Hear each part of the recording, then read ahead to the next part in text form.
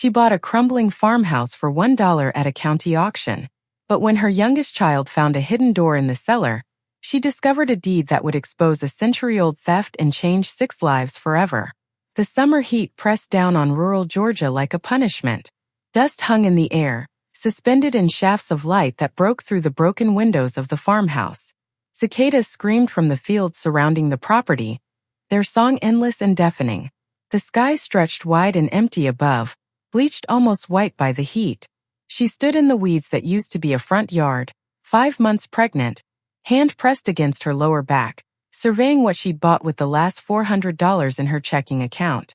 The farmhouse was barely standing. 2 stories of rotting wood and rusted tin roof, paint peeling in long strips like skin after a sunburn, windows boarded over or broken, some held together with duct tape and prayer. The porch sagged like a broken spine. Vines had claimed the east wall, strangling the structure as if the earth itself was trying to reclaim it and return it to the soil. Her 4 children stood behind her, ages ranging from 8 down to 2, staring at what would supposedly be their new home. "Is this our house?" her oldest asked, Marcus, 8 years old, with eyes too mature for his age because he'd had to be. His father had left when she was pregnant with him, gone to California on a Monday, gone to a new life that didn't include them by Tuesday. "It's ours now," she said, trying to sound more confident than she felt. "It's our home." The auction had been surreal. A county surplus sale held in a basement room of the courthouse. Properties nobody wanted. Land seized for unpaid taxes decades ago. The farmhouse came with 10 acres of overgrown land and exactly 1 bid. Herself offering the dollar bill she'd found under a mattress 3 weeks ago when she was cleaning out the shelter. The auctioneer had laughed when she'd raised her hand. "$1? Really? It's what I have," she'd said quietly, not meeting his eyes. He'd shrugged, looked around the room for other bidders, found none, and brought down the gavel with a sound like thunder. "Sold. To the lady with the $1 bill." It seemed too easy, which meant something was seriously wrong with it. She'd asked the county clerk afterward, trying to understand. Why so cheap? Why didn't someone else bid? The clerk had been kind, at least. An older woman who'd seen a lot of human suffering pass through this office. "Property's been seized for back taxes since 1987. Nobody's claimed it all this time. Nobody wants it. It's just a liability we carry on the books. We're relieved to get it off." "What about the previous owner? The people who used to live here?" "Dead 30 years. No heirs came forward. No one has any claim to it. It's just a dead property belonging to a dead family. So it was hers, legally and irrevocably, for $1 and whatever she could make of it." She'd taken the deed to a lawyer. A free consultation at the legal aid office where she'd gone after the shelter gave her 30 days' notice. The lawyer had reviewed the documents carefully, reading through her entire file, understanding her situation without judgment. "It's legitimate," he'd said finally. "You own it outright. No mortgage. No liens on the property. Though technically, there might be structural issues that would require significant repairs." He'd noticed her expression fall. "But legally, you own it. The property is yours. Congratulations. Congratulations. On owning a house that looked like it might collapse if you sneezed inside it. On owning land in the middle of nowhere with no utilities. On owning a property that apparently nobody in the last 30 years had deemed worth claiming." The shelter had given her 30 days' notice after her boyfriend left. She'd been living there with the 4 kids since Marcus was born. Her boyfriend had been okay initially, had seemed like he wanted to build something with her, but when she got pregnant with the 5th, the accident, the surprise, the one he absolutely hadn't planned for, he decided he wasn't actually interested in building a family after all. He'd left on a Tuesday morning. Left a note. Left no forwarding address. Left her alone with 4 children and a shelter that had a waiting list as long as the Bible. By Thursday, the shelter director had been apologetic but firm. They could keep her 30 days. After that, they needed the bed for someone else. Those were the rules. 30 days to find somewhere to live on the salary of a part-time grocery store clerk and whatever side job she could pick up. Babysitting, cleaning houses, whatever someone would pay cash for without asking too many questions. This farmhouse was providence. Or desperation. Probably both. She'd gotten the keys from the courthouse. Rusty things that looked like they belonged in a museum, like artifacts from another era. One of them had actually opened the front door, though it had taken both her hands and all her strength to turn it in the lock. Now she stood in the weeds that choked the yard, 5 months pregnant, with 4 kids and a house that looked like it was actively dying around her. "Can we go inside?" her second oldest asked, Sophia, 6 years old, curious about everything, brave about things that should scare her. She'd been born in the shelter. Didn't know anything else. "Let's try," she said, though she was terrified the floor might give way. Terrified she'd made a horrible mistake. Terrified she'd gambled her children's safety on a $1 property that couldn't possibly be as salvageable as she needed it to be. The front door stuck, swollen from humidity and decades of neglect. She pushed hard, feeling it resist, then suddenly give way with a groan that sounded almost alive, like the house was protesting being entered. Inside, the air was thick with dust and the smell of abandonment. Mold underlay everything, but surprisingly, the structure seemed intact. Furniture still sat in rooms covered in white sheets like ghosts waiting to be awakened. Dust lay thick on every surface, the kind of dust that meant nobody had been inside for a very long time. But the bones were good. Real hardwood floors, scratched and stained but solid. Plaster walls cracking but still standing. A staircase leading upward, railing intact though rickety-looking. "It's big," Marcus said, wonder in his voice. He'd never lived anywhere but the shelter. Never had a house. Never had space that wasn't shared with 50 other people.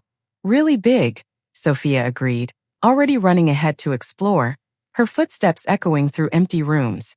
The 2 younger children ran after her, their laughter echoing strangely in the abandoned space, making the house sound less dead somehow, less haunted. She moved slowly through the ground floor, one hand on her belly where the baby kicked, taking in the space. A living room with a fireplace. A dining room with a table still set for a meal nobody had come to eat in 3 decades. A kitchen with an old cast iron stove still sitting where someone had left it, probably when they died or left in a hurry. Then she saw it. In the corner of the kitchen, almost hidden by a cabinet that stood slightly askew, a door leading down. A cellar door. It was locked with a chain and a heavy padlock, both covered in rust that had begun the process of eating through the metal. A letter with his signature. She'd need to deal with that eventually. Open it up, see what was down there. Make sure there were no structural problems, no flooding issues, no animals living in the basement. But not today. Today she was just grateful to have a roof over their heads. Even a roof that was actively failing, even a structure held together by luck and habit and the memory of what it used to be. Her 5-year-old son ran up to her, tugging her sleeve. "Mommy, there's a big room upstairs with lots of toys." Toys? That couldn't be right. Why would there be toys in an abandoned house? She climbed the stairs carefully, hand on the railing, feeling the stairs settle under her weight. They held. They were solid. The house was old but not entirely compromised. Upstairs was 3 bedrooms and a bathroom with a clawfoot tub covered in dust so thick it looked like it had been created in this dust, hadn't just accumulated there. The big room with toys was the master bedroom where someone, probably the family that had lived here before the taxes went unpaid, had left a collection of children's things. A wooden rocking horse with paint peeling off. A train set with pieces scattered across the floor. Dolls in a trunk. Wooden blocks. A child's chair. All abandoned. All left behind when someone had to walk away from this property, this life, this home. She sat on the edge of a bed, actual furniture, still here after 30 years, the mattress deteriorated but the frame solid, and felt tears come. This was it. This was her new life. Living in a dead woman's house. Sleeping in dead people's beds.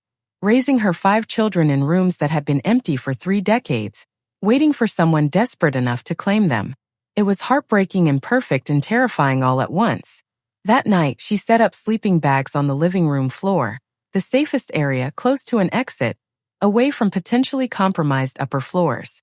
The children fell asleep quickly, exhausted from the move and the heat and the strangeness of it all. She lay awake, listening to the house settle around her, listening to the wind move through cracks in the walls, listening to the cicadas sing their endless summer song outside. The same song they'd been singing for millions of years. Tomorrow she'd need to find a way to fix the roof. Find water. Find electricity. Find a way to make this work. Tomorrow, she'd start figuring out how to survive on nothing in a house that wasn't worth surviving in. But tonight, she just lay in the dark, hand on her pregnant belly, feeling her unborn child move inside her, and whispered a prayer to whatever God was listening. Please, let this be the start of something good. Let this be the place where we survive, where we thrive. Give me the strength to make this work. Please. The cicadas sang. The house creaked. And she fell asleep to the sound of her children breathing around her, safe and home for the first time in a very long time. The cellar door had to come first. She'd learned quickly, in those first frantic weeks of trying to make the farmhouse livable, that you couldn't move forward until you dealt with what was underneath, literally and figuratively. With the help of her neighbor, Mr. Chun, a retired farmer who lived in the house across the field and had taken pity on her when he'd seen 4 children and a pregnant woman attempting to haul water from a well, she removed the padlock and chain. He'd appeared on her porch one morning with tools and an expression that suggested he'd seen a lot of human struggle in his 73 years on this earth. "I'll help," he'd said simply. "You can't do this alone." The chain on the cellar door fell away with a sound like metal sighing after holding its breath for decades. "Ready?" Mr. Chun asked, his weathered hands on the brass handle. She nodded. The door opened downward, revealing wooden stairs descending into darkness so complete it seemed solid. A smell rose up.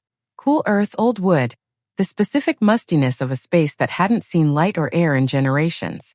"Flashlight," Mr. Chun said, handing her one. His voice was matter-of-fact, like they were just taking out the trash, not descending into the unknown. She descended carefully, one hand on the railing which felt like it might crumble if she gripped too hard. Flashlight beam cutting through the dark in front of her. The cellar was surprisingly cool, surprisingly dry, which was more than she'd expected from a 100-year-old foundation. Shelves lined the walls, mostly empty but for a few glass jars, their contents long since gone to dust and memory. An old workbench stood against one wall. Tools hung on a pegboard, hammers, wrenches, saws, things that hadn't been used in decades but were still recognizable as tools. A shelf of canned goods from the 1990s, their labels illegible, their contents probably toxic if anyone were foolish enough to eat them. But in the corner, under a window that had been painted over from the outside so completely that it blocked nearly all light, sat a wooden chest. Old. Really old. Handcrafted with the kind of care that spoke of someone who'd made things with their hands because that was what you did. Leather straps holding it together. Brass hinges green with corrosion from decades of humidity. "Found something," she called up to Mr. Chun. He came down the stairs, moving carefully, joints creaking audibly with each step. "That's a nice piece," he said, studying it. "Antique, I'd say. From the early 1900s, maybe. Someone knew how to work with their hands." The chest was locked with a padlock that fell apart at the slightest pressure. The metal had corroded almost completely through. The leather straps crumbled when she touched them, decades of decay finally reaching a breaking point. Inside, wrapped in oilcloth that had mostly preserved what lay beneath it. Documents. A deed. Official-looking with seals and stamps. Property description. A signature at the bottom, careful, deliberate handwriting from someone who'd learned to write by hand, not typed. Name Samuel T. Brennan. And underneath, carefully preserved, a letter addressed in the same elegant handwriting. "To whoever finds this." She read it aloud while Mr. Chun listened, his expression growing more serious with each line. The letter explained that Samuel Brennan, the original owner of this very land, had purchased it in 1920 for $300. A lot of money then. More money than most people saw in a year. He'd saved for it, worked for it, planned for it. "I built this farmhouse with my own hands," the letter read. "Raised cattle and corn. Lived well. My children were born here. My wife planted the gardens. This was home." But in 1924, the letter continued, a man named Thaddeus Hammond arrived with lawyers. Expensive lawyers who wore expensive suits and spoke with the confidence of men, accustomed to always winning. They claimed the land belonged to him. Said I had forged the deed. Said there'd been a prior sale that I had somehow erased from the records. The lawyers were good, the letter read. Better than anything I could afford. The courts ruled in Hammond's favor. I was given 1 week to leave. 7 days to pack my life and disappear. She paused, looked at Mr. Chun. He was evicted. Just like that. Keep reading, Mr. Chun said quietly. The house was stolen from me, the letter continued. I didn't know how to fight it. I didn't have money for appeals. Didn't have the kind of connections that made lawyers listen. But before I left, I hid this. The real deed, the receipts for my payment, correspondence with the previous owner. Evidence that I was wronged. Evidence that Thaddeus Hammond was a thief. Maybe someday someone would find this and know the truth. Know that Thaddeus Hammond was not a businessman but a criminal. Know that my work, my life, my dreams, they were taken from me by someone with more money and less conscience. If you find this, you own this land now. Use it well. Make it mean something. The letter was signed. Samuel T. Brennan, August 1924. Exactly 100 years ago. 100 years of waiting for someone to care. She stood in the cool cellar, holding documents from another century, feeling the weight of history pressing down on her like the humid summer air outside. This is incredible, Mr. Chun said softly. You understand what this means? What? She asked, though part of her already knew. The Hammonds are the richest family in this county. Have been for 100 years. This land was stolen from your predecessor. And there's proof. Real proof. Documented theft. But it's been 100 years. The statute of limitations might not matter. If you can prove the original deed was fraudulent, the land should have been returned. Instead, the Hammonds built their fortune partly on stolen property. And they've been stealing property ever since. She felt something shift inside her. Possibility. Purpose. Is there a Hammond family still around? She asked, though she already knew the answer from the way the name carried weight in this town. Oh yes. Richard Hammond runs Hammond Industries now. Real estate mostly. Worth probably $100 million. Maybe more. Very respected in the county. Very connected to the people who make decisions. So nobody's going to care that his great-grandfather stole this land. Probably not. But you care. Don't you? She looked at the documents in her hands. Evidence of injustice. Proof of a theft that had gone unpunished for a century. The dying wish of a man who'd lost everything. Preserved in a cellar. Waiting for someone desperate enough and brave enough to matter. Yes, she said. I care. She hired a lawyer. The same one who'd reviewed the deed when she first bought the house for $1. His name was David Wu, mid-50s, pro bono coordinator for the legal aid office.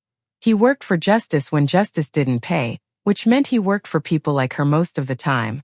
She brought the documents to his office, carefully preserved in a plastic bag. The deed, the letter, the receipts Samuel Brennan had hidden for 100 years. He read everything slowly, making notes on a legal pad, asking questions that suggested he understood the implications immediately. This is remarkable, he said finally, setting down the letter with something like reverence. And potentially very valuable. But you have to understand, the Hammonds won't take this quietly. They have money, connections. They'll fight this. They'll fight you. Can they win? Legally? I don't think so. The evidence is too clear. The forgery is documented. But practically, they can make your life very difficult. They can drag this out. They can make you regret ever finding these documents. It's already been difficult. What's a little more difficulty? He smiled slightly, recognizing something in her. Desperation transformed into determination. All right then. Let me do some research. Look into Hammond family history. See if there's a pattern of this kind of thing. Because I suspect you might not be the only one who was wronged. He was right. Over the next month, David uncovered a paper trail that stretched back like a contaminated river. Questionable acquisitions. Suspicious land transfers. Properties purchased for fractions of their value from people who'd suddenly disappeared from public records. He called her into his office on a Thursday afternoon. The documents were spread across his desk like a confession written in deeds and court records and signatures that had been forged decades ago. 37 people, David said, his voice tight with barely controlled anger. 37 land acquisitions over 15 years. And in at least 12 cases, there's clear evidence the original deeds were challenged and overturned in court. But not because they were actually invalid. Because Hammond paid judges. Because Hammond had lawyers that outmatched any resistance. Because Hammond understood that poor people didn't have resources to fight back. How did they get away with it? She asked, though she already knew the answer. Money. The judges were either paid off or intimidated or both. Property records were altered. Documentation was lost or destroyed. And most importantly, the victims didn't have resources to appeal. By the time they understood what had happened, they'd already lost everything. They'd moved away. They'd given up. They'd died. He spread the files wider. Look at the dates. Look at the names. Every single acquisition follows the same pattern. A family sells property at below market value. They claim they were pressured. Court cases follow. The Hammonds' lawyers produce documents that I believe were forged, showing prior ownership. Judges rule in the Hammonds' favor. The families disappear. What about now? Can we do something? She asked, though part of her was terrified of the answer. David hesitated, choosing his words carefully. We can file a claim. We can demand acknowledgement of the fraudulent deed and compensation. But you should know what you're getting into. Richard Hammond is powerful. He'll come after you. He'll try to discredit you. He'll make threats. He'll use his connections to make your life difficult. Threats don't scare me, she said quietly. I've already lost everything. I'm living in a house I bought for $1 with 4 kids and another on the way. I have no job security, no assets, no future that doesn't depend on fighting for it. What else can he take? Your freedom, your safety, your children's stability. He can make accusations. He can have you arrested on false charges. He can get custody of your children if he can convince a judge you're unstable. She thought about that. Thought about her children being taken from her. Thought about Samuel Brennan, leaving evidence hidden for 100 years, hoping someone would care enough to use it. Let's do it, she said. File the claim. The formal demand arrived at Hammond Industries headquarters 3 weeks later. David had drafted it carefully, citing the original deed, citing the letter, citing the 100-year pattern of fraud. It requested acknowledgement of the fraudulent deed and compensation for the stolen property. Fair market value based on current land prices in the area. $250,000. The money wasn't really the point. The point was acknowledgement, truth, justice. Richard Hammond's response came through his lawyers within 48 hours. A cease and desist letter. Threats of defamation lawsuits if she continued making false and inflammatory accusations against a respected business family. Claims that she was a mentally unstable woman living in a condemned house, making wild accusations against people who'd done nothing wrong. You're mentally unstable? David read from the letter, astonishment clear in his voice. They're actually going with that? They're claiming you're delusional. They're scared. That's good. They're also connected. That's bad. I've already gotten 3 calls from people I know. One was the judge who'd handle your case. He wanted to give me a heads up that I shouldn't waste time on frivolous claims. Another was from a journalist I know who said someone had called him warning him about getting involved in this story. The third was from a social worker saying someone had filed an anonymous complaint about your living conditions. They're trying to scare me. Yes. And they're trying to use your children as leverage. If they can convince a judge that you're unfit, living in a condemned house, pursuing frivolous lawsuits, making wild accusations, they can take your kids. She felt cold despite the summer heat. What do? We document everything. We photograph the house to show it's safe. We get character witnesses. We build a case so strong that they can't touch you. And we prepare for a very long fight. Over the next 3 months, she spent every available moment preparing. David helped her document everything. She hired a historian, a professor from the state university who specialized in land fraud, to verify the documents she'd found. Samuel Brennan's deed was authentic. The handwriting matched authenticated samples. The receipts were real. She reached out to descendants of the other people Hammond had defrauded, trying to find them, asking if they had any records, any evidence, any memories of what had happened to their families. Slowly, a picture emerged. A pattern. A criminal enterprise that had lasted generations and was still happening. Hammond Industries was still acquiring land, often from struggling farmers and low-income families, using intimidation and legal manipulation, just with modern tactics. The difference now was that it was all documented. David was building a case that couldn't be suppressed or ignored. Then the pressure intensified. Someone broke into the farmhouse one night in July.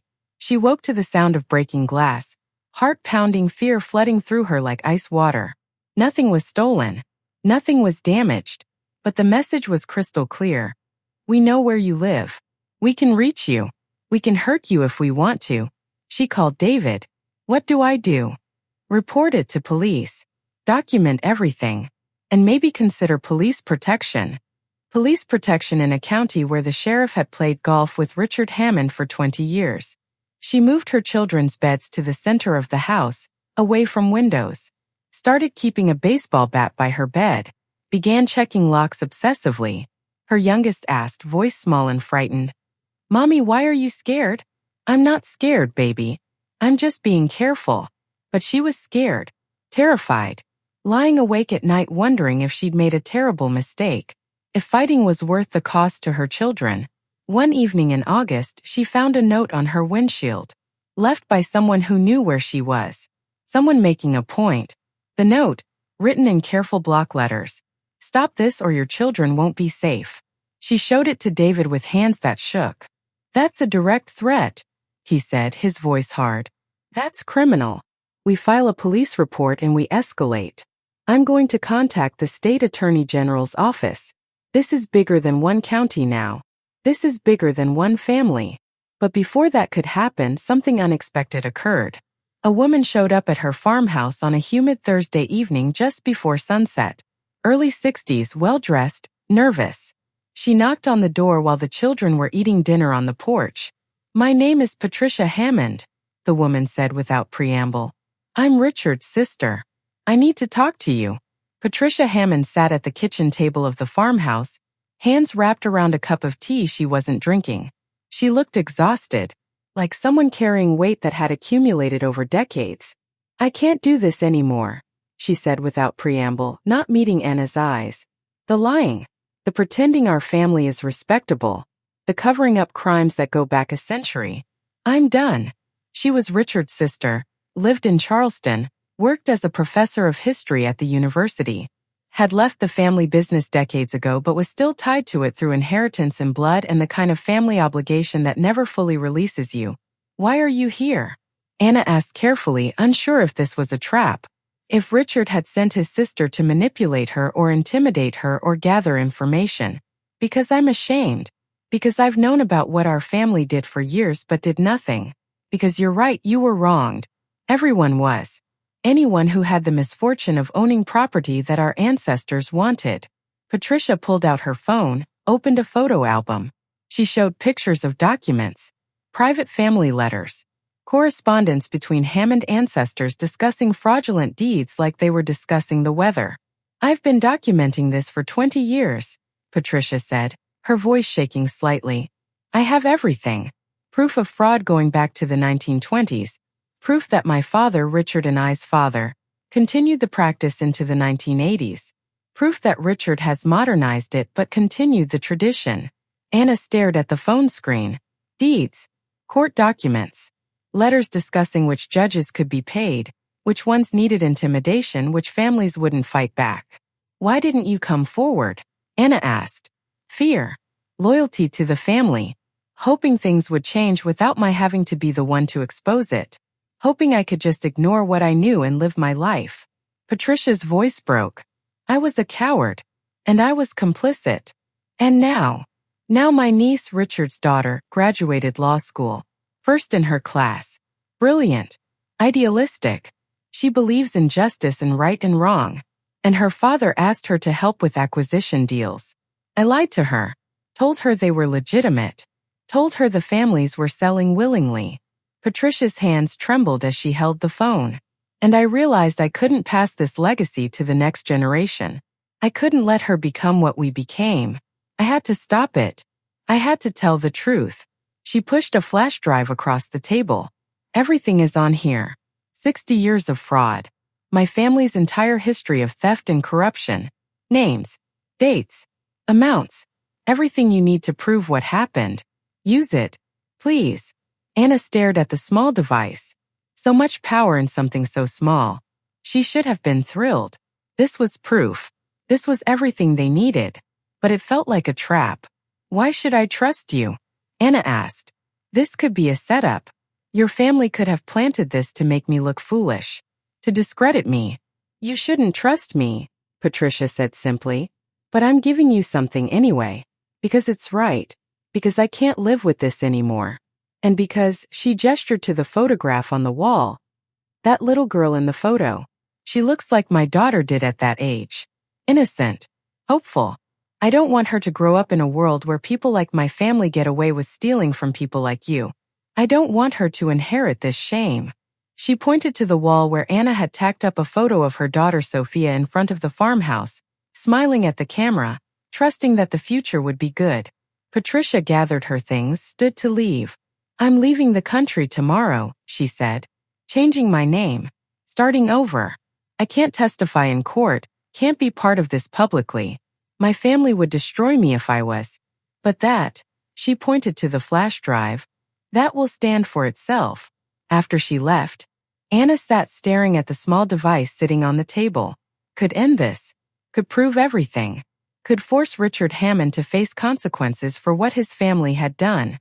Or it could be a trap designed to discredit her. A way for the Hammonds to make her look foolish. To use her own eagerness against her. She called David. Don't open it yet, he said immediately. Let me have an IT specialist examine it. Make sure there's nothing malicious embedded in there. No tracking software. No viruses. No way for them to compromise you. The specialist took 3 days. Then called David with results. It's clean. Completely clean. No viruses. No tracking. And Holy Mother of God, what's on this drive is absolutely devastating. 60 years of fraud. 60 years of criminal conspiracy. This is prosecutable. Multiple felonies. Statutes of limitations might have run on some of it, but the recent stuff the past 20 years, that's all live. That's all prosecutable. The decision point arrived like an appointment she couldn't reschedule. She could move forward with the case. Use Patricia's evidence to build a prosecution against Richard Hammond. Expose a century of family criminality. Change the system. Or she could accept the settlement Hammond's lawyers offered through a carefully worded intermediary. $500,000.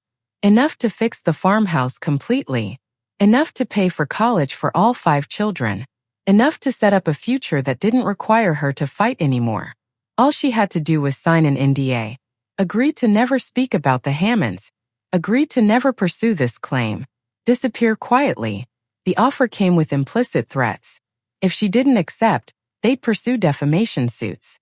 They'd make accusations about her mental stability.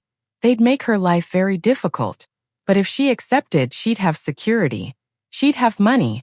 She'd have peace. She sat with her growing belly, 5 months along now, feeling the baby move, watching her children play in the yard of the farmhouse they'd claimed. She considered. $500,000 would solve so many problems. Would mean never worrying about money again. Would mean her children could have everything they needed. But it would mean letting Richard Hammond continue what he'd been doing. Would mean more families losing their land. Would mean another generation of Hammonds believing they could get away with anything. She thought about Samuel Brennan hiding evidence for 100 years, hoping someone would care. She thought about Patricia Hammond, risking everything to tell the truth. She thought about her daughter Sophia, who wanted to be a lawyer, who believed in justice. She called David. Tell them no, she said. You're sure? David asked. His voice suggested he understood the weight of what she was deciding. I'm sure. They're going to come at you harder then. They have no reason to hold back. I know, but I have to do this. For Samuel Brennan. For all the others. For my children. So they know their mother fought for what was right. The story broke on a Tuesday morning in September. Local news at first. A small story buried in the regional section. Local woman claims historic land fraud by prominent family. Then state news picked it up. The Associated Press sent a reporter. By Wednesday it was national. Century-old fraud exposed. Prominent real estate family stole land from hundreds. The evidence Patricia had provided was too comprehensive to suppress. Too documented. Too undeniable. The story included interviews with descendants of the people Hammond had defrauded, people who'd lost homes, people whose families had been destroyed, people who'd carried the shame of dispossession for generations. It included the original deed, Samuel Brennan's letter, read aloud by a voice actor, preserved digitally for the world to hear. It included photographs of the farmhouse, of her standing in the cellar where she'd found the truth. By Thursday, the state attorney general opened an investigation. By Friday, the FBI got involved. Richard Hammond, confident, connected Richard Hammond, found himself the subject of criminal proceedings. But not before he tried everything else. He sued her for defamation, claimed the documents were forged, claimed Patricia Hammond was mentally unstable and had fabricated everything, claimed he was the victim of a conspiracy. David, working with a team of pro bono attorneys from the university where Patricia taught, filed countersuits for harassment, for threats, for intentional infliction of emotional distress. The case was assigned to Judge Margaret Torres, a woman who'd built her reputation on integrity. Judge Torres looked at the evidence, read the deeds, examined the documents. These appear authentic, she said at the preliminary hearing. The forensic analysis suggests they are genuine historical documents, not recent forgeries. Richard Hammond's lawyer tried to argue that even if they were authentic, the statute of limitations had run out. Judge Torres wasn't interested. The statute of limitations on fraud begins when the fraud is discovered, not when it occurs. Mrs. Hammond discovered this fraud when she found documents in her cellar. That's very recent. The case proceeded to trial. Richard Hammond sat in the courtroom, expensive suit, expensive lawyer, expression of wounded innocence that fooled no one. The prosecution presented the evidence methodically. The original deed, the letter from Samuel Brennan, Patricia's documentation of 60 years of fraud, bank records showing payments to judges, correspondence discussing which properties to target. Defense lawyers argued that business practices had been different in earlier decades, that what looked like fraud by modern standards was just how things were done. Judge Torres wasn't interested in that argument either. Fraud was illegal in 1924, she said. It's illegal now. The fact that it was common doesn't make it legal. The jury deliberated for 6 hours. Guilty on 31 of 37 counts. The judge sentenced him to 25 years in prison. You have systematically defrauded hundreds of people over 60 years, Judge Torres said, looking directly at Richard Hammond. Stolen their property, destroyed their lives, and then passed this criminal enterprise to your children, teaching them that wealth makes you above the law. That ends now. Outside the courthouse, Anna stood with her children, including Tiny Hope in an infant carrier, born just 2 weeks before the trial concluded, and gave a statement. Justice doesn't erase what was taken, she said to the gathered reporters. Samuel Brennan never got his land back. The families hurt by the Hammonds never got restitution from them personally. But today the truth is acknowledged. Today a powerful man faced consequences. And today we send a message. No one is above the law. No one. Not the wealthy. Not the connected. No one. The state attorney general launched a comprehensive investigation into all Hammond Industries acquisitions over the past 50 years. Hundreds of fraudulent property transfers were identified. A restitution fund was established. State money, federal money, money from Hammond Industries assets, seized as part of the settlement. Money was returned to families. Property was returned to descendants. Apologies were issued, cold, formal apologies, but apologies nonetheless. Not from Richard Hammond.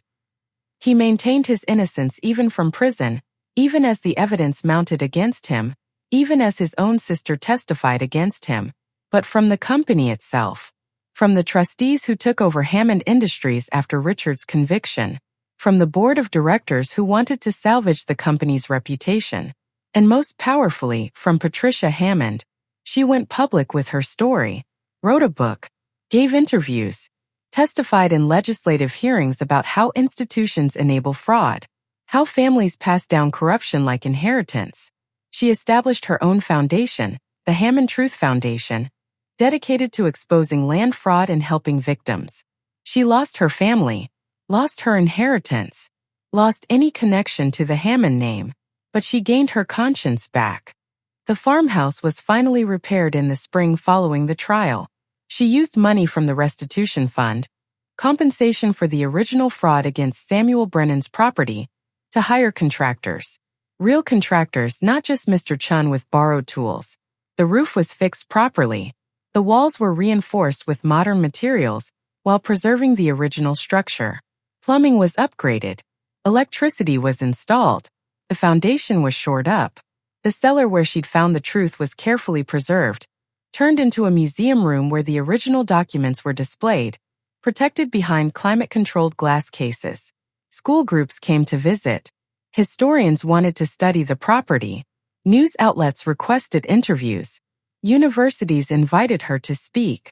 She became, somewhat reluctantly, the face of land fraud justice in America. Universities invited her to give lectures. Nonprofit organizations fighting real estate fraud used her story in their campaigns. Legislators cited her case when pushing for stronger fraud protections and statute of limitations reforms.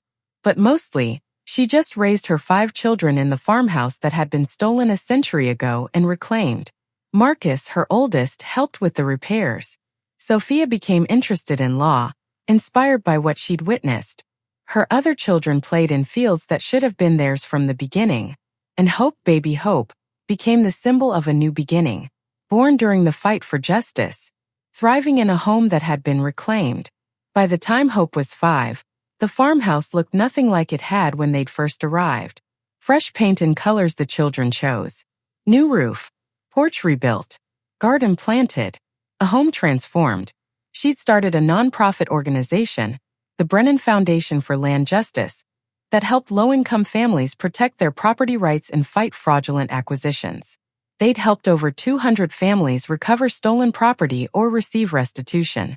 And it all traced back to a cellar door and a hidden chest in a farmhouse she'd bought for $1.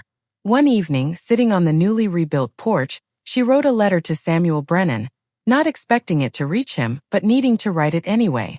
Dear Mr. Brennan, I found your letter. I found your deed. I found your hope, preserved in oilcloth and hidden in a chest for 100 years. I want you to know that it mattered. Your evidence. Your courage in hiding the truth. Your belief that someday someone would care. I cared. I fought. I won. Justice came late, but it came. Your land is still here. The farmhouse you built with your own hands is still standing. It's mine now, and through me, it's free from the theft that stole it. Thank you for waiting. Thank you for believing. Your descendant in spirit. Anna. She never sent it. But she read it aloud standing in the cellar, beside the glass case holding his deed, and felt him listen. 10 years after finding the documents in the cellar, Anna stood in the farmhouse with her 5 adult children gathered around her.